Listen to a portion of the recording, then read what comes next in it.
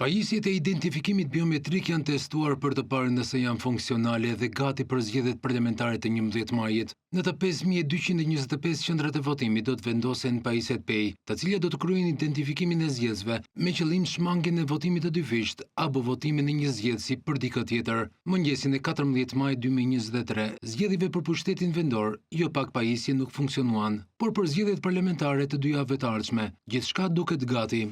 Pas asaj procedure auditimi që neve kryem fill pas zgjedhjeve të 14 maj 2023 dhe identifikimit të shkakut të asaj problematike, në fakt ishte problematika me dy natyra, janë marrë masat, të gjitha masat për masa shtesë, protokolle të shtuara për verifikimin, riverifikimin e pajisjeve përpara se të dalin nga kjo magazin për të drejtuar qendrave të votimit. Komisioni Qendror i Zgjedhjeve ka shpenzuar një fond të veçantë për të bërë të mundur që pajisjet të jenë gati.